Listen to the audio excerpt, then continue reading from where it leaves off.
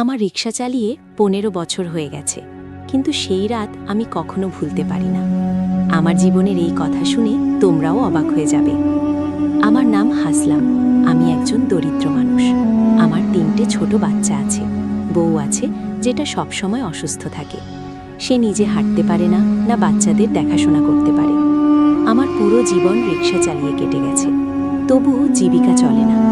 দিনে কষ্ট করে কাজ করি, কিন্তু সন্ধ্যায় যখন বাড়ি ফিরি, সায়রার অসমাপ্ত ওষুধ আর বাচ্চাদের ক্ষুধার্ত পেট আমার ধৈর্যের পরীক্ষা নেয়। একদিন আমি ঠিক করলাম যে এবার রাতেও আমি আরও রিক্সা চালাবো। আমি আমার বন্ধু ফারুকের সঙ্গে কথা বললাম। সে আমাকে থামিয়ে বলল, আসলাম, যা কিছু আছে তাতেই কষ্ট চালিয়ে যা, রাস্তা খুব ঝুঁকিপূর্ণ। গ্রাম থেকে শহরে যাওয়ার রাস্তা একদম শুনশান, মাঝপথে সেই পুরনো কবরস্থান পড়ে। আমি তার কথা শুনলাম আর ধীরে ধীরে বললাম, আমি জানি ফারুক, আসলেই শহরের দিকে যাওয়ার রাস্তা এক বিশাল কবরস্থানের মাঝ দিয়ে যায়। ওই কবরস্থান রাস্তার 2 পাশে ছড়িয়ে আছে, এত বড় যে রিকশায় প্রায় 10 মিনিট চলার পরও শেষ হয় না। আর মানুষ বলে যে এটা কবরস্থানটা 600 বছর পুরনো। এখানে রাতের সময় কেউ যায় না। আমি বললাম, আমার তো জানাশোনা আছে, কিন্তু শুনেছি রাতে কিছু মানুষ শহর থেকে ফিরে আসে আর তারা বেশি ভাড়া দেয়। তাই আমি ঠিক করলাম এখন থেকে রাতে শহরে গিয়ে ফিরে আসার সময় সাওয়ারি নিয়ে আসব। আজ ছিল প্রথম রাত, যখন আমি রিকশার তেল ভরালাম আর গ্রাম থেকে শহরের দিকে রওনা দিলাম। রাতের সময় ছিল, হাওয়ায় এক ধরনের অদ্ভুত শিশিরের আওয়াজ গুঞ্জরিত হচ্ছিল। যখন আমি কবরস্থানের ওই অংশে ঢুকলাম, হঠাৎ একটা অনুভূতি হলো, যেন আমার রিকশার পেছনে কেউ বসে গেছে। আমার শ্বাস আটকে গেল। আমি পিছনে তাকানোর সাহস করিনি। হৃদয়ে জোরে জোরে ধকধক করতে লাগলো। মাথার ভেতরে ফারুকের কথা গুঞ্জন করতে লাগলো। আমি রিকশার কাঁচটা দেখলাম, কিন্তু অন্ধকার ছাড়া কিছুই দেখলাম না। নিজেকে বুঝালাম এটা শুধু কল্পনা মাত্র। কিন্তু হঠাৎ করেই কানের কাছে চুরির ঝনঝন শব্দ এলো, যেন কোনো মেয়ে আমার রিকশায় বসে আছে। আর তারপর হেসে উঠল, হালকা একটা হাসি, যেন কেউ পিছন থেকে বসে মজা করছে। আমি দ্রুত রিকশাটা একপাশে দাঁড় করালাম আর ফিরে দেখে গেলাম। ওখানে কিছুই ছিল না, না কোনো যাত্রী, না কোনো ছায়া। আমি আল্লাহর নাম নিয়ে রিকশাটা আবার চালিয়ে দিলাম। কিছুক্ষণ পর শহরের একজন নারী রিকশা থামিয়ে বলল যে তাকে শহরের শেষ কোণে যেতে হবে। আমি রাজি হয়ে গেলাম। সে 1000 রুপি দেওয়ার প্রতিশ্রুতি দিল, যা আমার জন্য অনেক বড় টাকা ছিল, কারণ অর্ধেক দিন কেটেও আমি এত টাকা কখনো উপার্জন করিনি। আমি খুশি হয়ে গেলাম আর মনে মনে ধন্যবাদ জানালাম যে হয়তো আমার এই সিদ্ধান্ত সঠিক ছিল।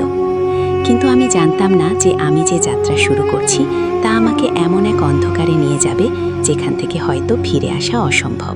পরের দিন আমি সবসময়ের মতো আমার রিকশা নিয়ে সেই নির্জন রাস্তার দিকে রওনা হলাম, যেখানে গত রাতে প্রথম যাত্রী ছিল। আমাকে 1000 রুপি দিয়েছিল। মনে একটা আশা ছিল যে হয়তো আজও কোনো এমনি যাত্রী মিলবে। কিন্তু আজকের রাতটা যেন একটু আলাদা ছিল, কারণ পুরো রাত রিকশা চালিয়ে কাটিয়েছি। শহরের রাস্তায় ঘন্টার পর ঘন্টা দাঁড়িয়েছিলাম, কিন্তু একটাও যাত্রী মেলেনি। আমি খালি রিকশা নিয়ে ফিরে আসছিলাম। কবরস্থানের কাছে পৌঁছতে আমার নজর পড়ল এক অদ্ভুত এক ব্যক্তির ওপর, যিনি কবরস্থানের ঠিক বাইরে দাঁড়িয়েছিল, একা চুপচাপ দাঁড়িয়েছিল।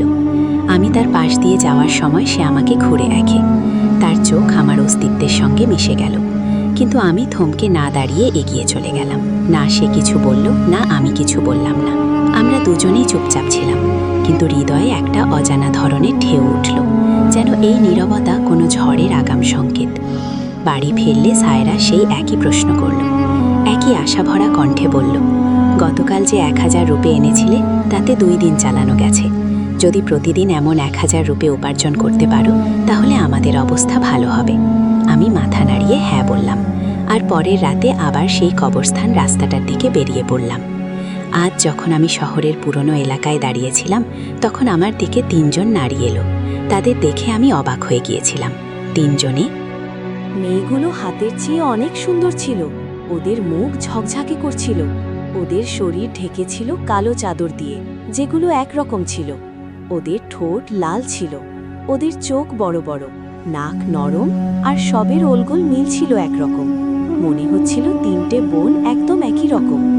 ওরা আমার সামনে এসে ওপর থেকে নিচ পর্যন্ত আমাকে মনোযোগ দিয়ে দেখল। তারপর ওদের মধ্যে একজন বলল, আমাদের গ্রামে যেতে হবে। আমি রাজি হয়ে গেলাম আর বললাম ভাড়া হবে 1000 টাকা।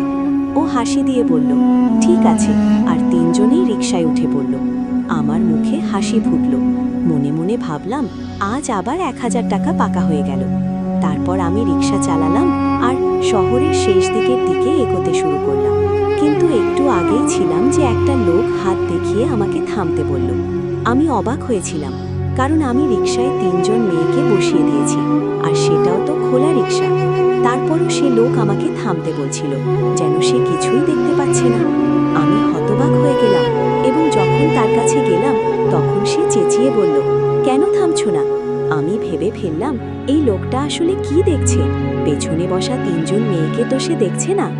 আমি মাথা নাড়লাম আর রিকশা চালিয়ে দিলাম। রাস্তায় এখন কবরস্থানওয়ালা অংশে ঢুকছিলাম। হঠাৎ পিছন থেকে এক মহিলার কণ্ঠ শুনলাম, এখানেই নামতে হবে। আমি অবাক হয়ে গেলাম, এই 3 মহিলারা এত নির্জন জায়গায় কবরস্থানের কাছে কেন নামতে চাইছে? এই প্রশ্ন মাথায় ঘুরতেই অন্য একজন বলল, না, আমাদের গ্রামে যেতে হবে, ওখানে কিছু জরুরি কাজ আছে। তাদের কথা বলার ভঙ্গিটা কিছুটা আলাদা ছিল, যেন শব্দগুলো মুখ থেকে নয়, অন্য কোনো জগৎ থেকে আসছে। আমি রিকশার আয়নায় পিছনে তাকানোর চেষ্টা করলাম, আর যতই তাকালাম আমার রূহ কাঁপতে লাগলো, কারণ ওই 3 জন মহিলা একসাথে আমাকে আয়নায় ঘুরে দেখছিল। তার চোখে একটা অদ্ভুত ঝিকিমিকি ছিল, ঠোঁটের কোণে একটা গম্ভীর হাসি, যেন সে আমার ভিতরের ভয়টা বুঝতে পারছে। একসাথে হাসা, একসাথে তাকানো, আর তার ঠান্ডা মুখ যেন আমার ওপর নীরবতা চাপিয়ে দিল। আমি তৎক্ষণাৎ চোখ সরিয়ে নিলাম আর মনেই আয়াত পড়তে শুরু করলাম। কিছুক্ষণ পর আমার বউ সায়রা ফোন এলো। আমি কল ধরলাম।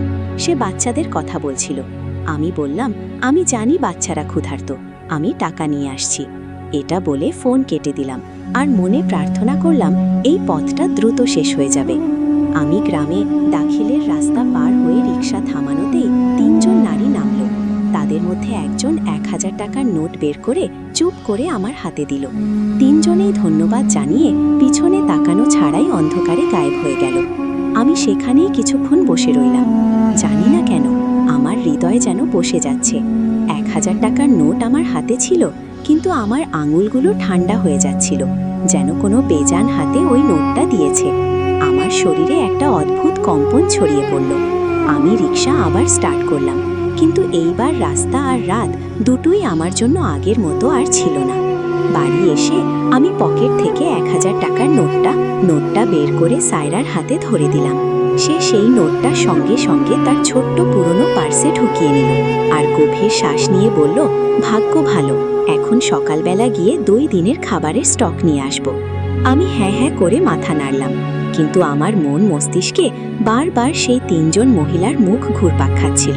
তাদের বড় বড় চোখ, লাল লিপস্টিকে সাজানো পাতলা ঠোঁট আর একসাথে তাদের হাসি, যেন কোনো সিনেমার দৃশ্য আমার সামনে ফুটে উঠছে। কিন্তু তাদের মুখ থেকে ভয় টের পাচ্ছিলাম, যেন তারা মানুষ নয়। আর আমি তাদের থেকে ভয় পাইনি, বরং একটা অদ্ভুত টান অনুভব হচ্ছিল, যেন সে কিছু বলতে চাচ্ছিল কিন্তু বলতে পারছিল না। আর যখন সে কবরস্থানের কাছে নামতে চাইল, তখন আমি সত্যিই অবাক হয়ে গিয়েছিলাম যে ওই সময় সেখানে কি কাজ থাকতে পারে। তবে যাক, সে 1000 টাকা দিয়ে চলে গেল, আর আমি খুশি হলাম যে দিনের খরচটা বের হয়ে গেল। সকালে যখন আমি কাজে যেতে লাগলাম, সায়রা তাড়াতাড়ি উঠে বলল যে আমি বাজার থেকে রাশন নিয়ে আসছি। আমি বললাম ঠিক আছে, আর নিজে কাজের জন্য রওনা দিলাম। কিছুক্ষণ পর আমার ফোন বেজে উঠল। সায়রার নাম্বার ছিল। আমি ফোন ধরলাম। সে খুব চিন্তিত কণ্ঠে বলল, তুমি একটু বাড়ি এসে যাও, হতে পারে। আমি বললাম, কি হয়েছে?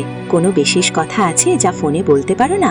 তখন সে বলল, কথা কিছুটা অদ্ভুত এবং তোমাকে নিজে এসে দেখতে হবে। আমি মনেই চিন্তা শুরু করলাম আর বললাম, বাচ্চাদের কিছু হয়েছে তো? তখন সে বলল, না, বাচ্চারা একদম ঠিক আছে, কিন্তু তুমি বাড়ি চলে আসো।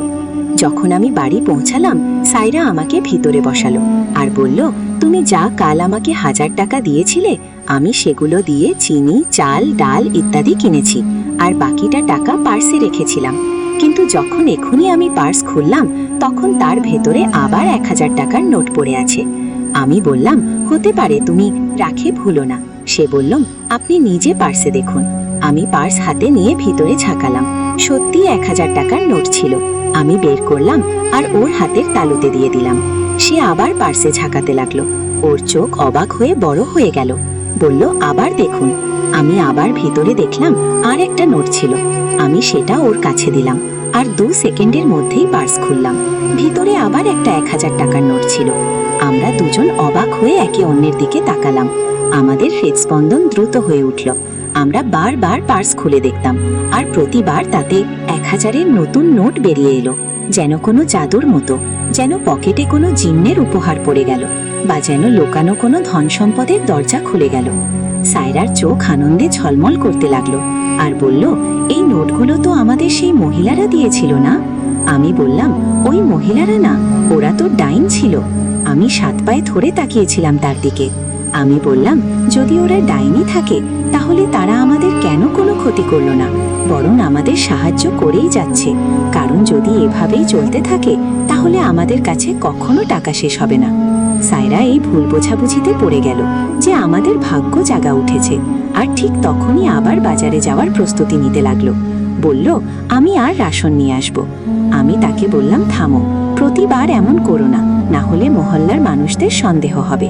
সে বলল, আমি তো কিছু লুকিয়ে আনবই, কিন্তু আমার মন ভেতর থেকে কাঁপছিল, কারণ আমি এখনো সেই নারীদের কথা মনে পড়ছিল। তাদের তাকানো, তাদের নীরবতা, আর হঠাৎ হাসিটা যেন কোনো অদেখা ভয়ের সংকেত দিচ্ছিল। আমি বিস্ময় আর ভয়ের মিশ্র প্রভাব নিয়ে হতবুদ্ধি হয়ে বসেছিলাম এবং ভাবছিলাম, এই টাকা দেওয়া নারীরা কারা ছিল, কোথা থেকে এসেছিল, আর শেষ পর্যন্ত তারা আমাদের এইসব কিছু কেন দিল, দিয়ে চলে গেল কেন? তারা আবার আসবে কি? এই নোটগুলোর সঙ্গে কি কোনো শর্ত আছে, নাকি কোনো বড় মূল্য দিতে হবে যা এখনো আমাদের জানা নেই?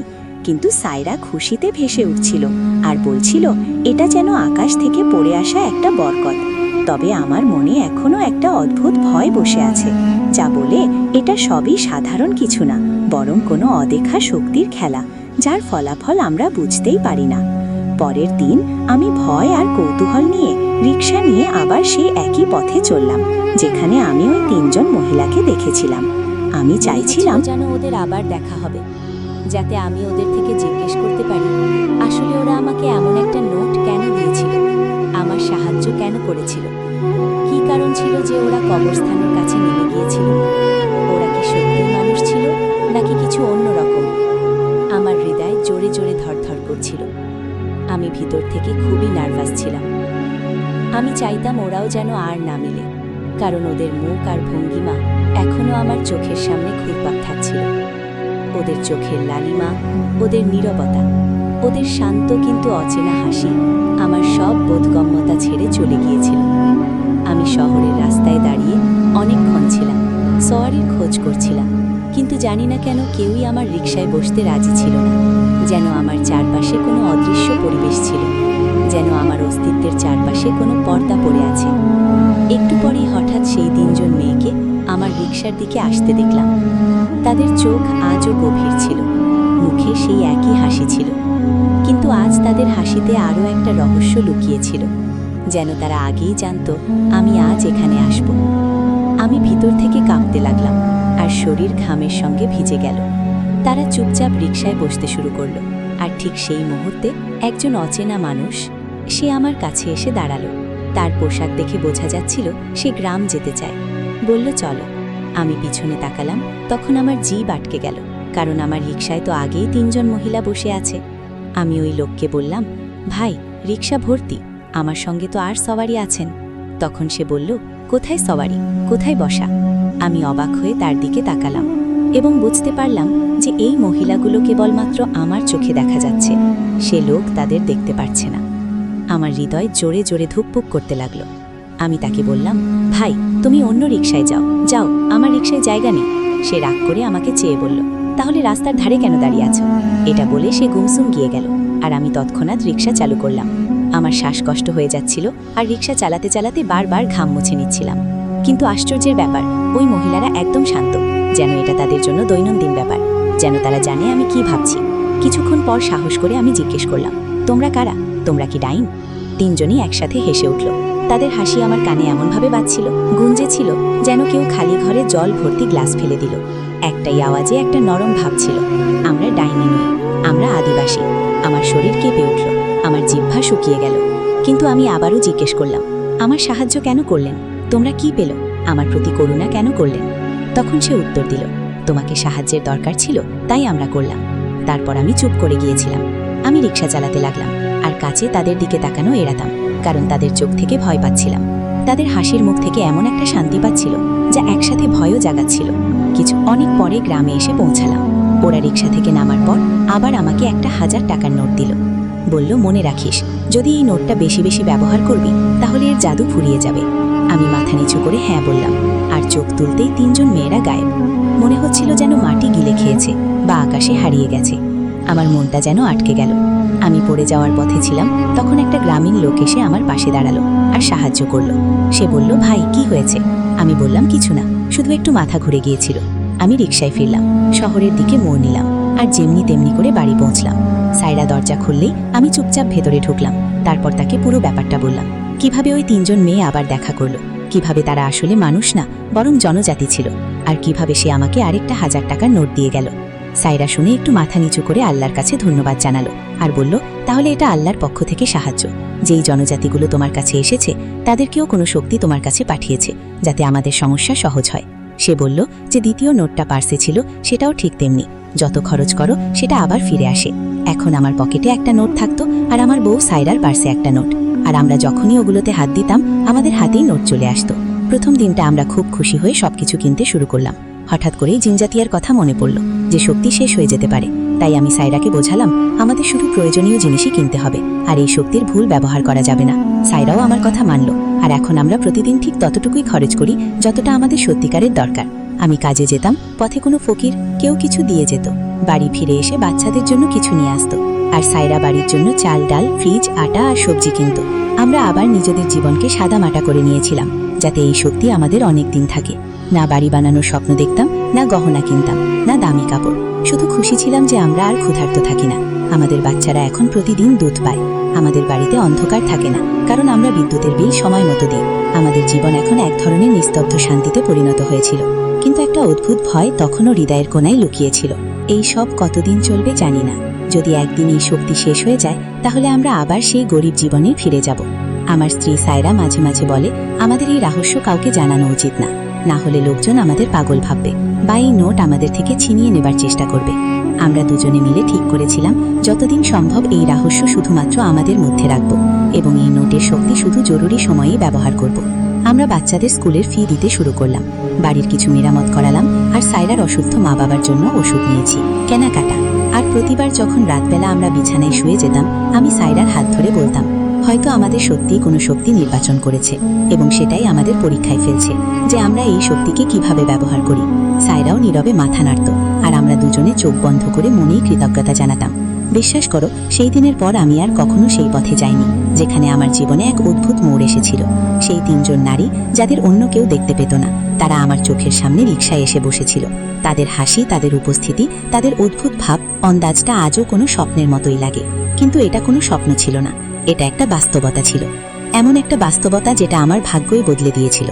এই বাক্যটার পর আমি ঠিক করেছিলাম যে আর এই রহস্যটা নিয়ে কেউ কিছু বলবো না, কাউকে কিছু জানাবো না, না ওই নারীদের কথা বলবো, না ওই টাকার ক্ষমতার, কারণ এটা একটা উপহার ছিল, পরীক্ষাও হতে পারত। আমরা আমাদের জীবনটা ভালো করেছি, কিন্তু সাদাসিধে জীবনকে ছাড়িনি। আমি প্রথমেই ওই টাকা হাতে নিয়েছিলাম এবং নিজেকে নতুন করে জীবনযাপনের জন্য প্রস্তুত করেছিলাম। একজন পুরনো আত্মীয় যিনি দিনরাত পরিশ্রম করতেন, কিন্তু তবুও ফাঁকিবাকি করে লড়াই চালাচ্ছিল। আমি তার জন্য একটা নতুন রিকশা কিনে দিলাম। যখন আমি তাকে রিকশার চাবি ধরালাম তখন তার চোখে আনন্দের জল এসে ঝলমল করতে লাগলো। সে আমার হাত চুমু খাওয়ার চেষ্টা করলো, কিন্তু আমি তাকে আলিঙ্গন দিয়ে বললাম, এটা সব আল্লাহর দয়া। দ্বিতীয় রিকশাটা আমি আমার কাজিনকে দিয়ে দিলাম। আমরা ঠিক করলাম সে যত উপার্জন করবে তার অর্ধেক আমাকে দেবে আর অর্ধেক নিজের কাছে রাখবে। এতে শুধু আমার নিজের পরিবারের খরচ চলে না, অন্যদের সাহায্যের সুযোগও পেলাম। আমি নিজেও প্রতিদিন রিকশা চালাই, ভোর ফজরের সময় বের হই, রাতে ফিরে আসি। কিন্তু এখন আর সমস্যা নেই যে বাচ্চাদের খাবার জন্য কিছু থাকবে না বা স্কুলের ফি কিভাবে দেওয়া হবে।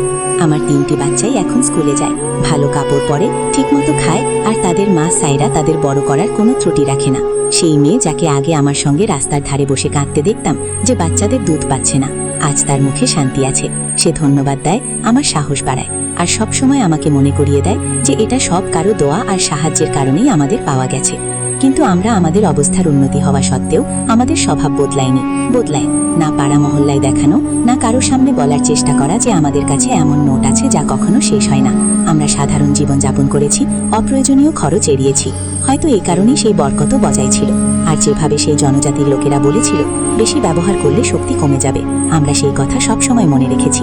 সেই নোট আজও আমার পকেটে থাকে, আর আরেকটা আমার বউ সাইরার পার্সে। আমরা দুজনেই আল্লাহর কাছে কৃতজ্ঞতা জানাতে ক্লান্ত হই না। তিনি তার সৎ মানুষদের সাহায্য ঠিক তেমনি করেন যেমন আমাদের সাহায্য করেছিলেন। এজন্যই তো বলা হয়েছে, জানতে হবে আশা কখনো ছেড়ে দেওয়া উচিত নয়, কারণ আল্লাহর সাহায্য যে কোনোভাবেই আসতে পারে, সেটা যতই অদ্ভুত হোক না কেন। কেউ বিশ্বাস করুক বা না করুক, কিন্তু যার ওপর কষ্ট চলছে সে মিথ্যা বলছে না।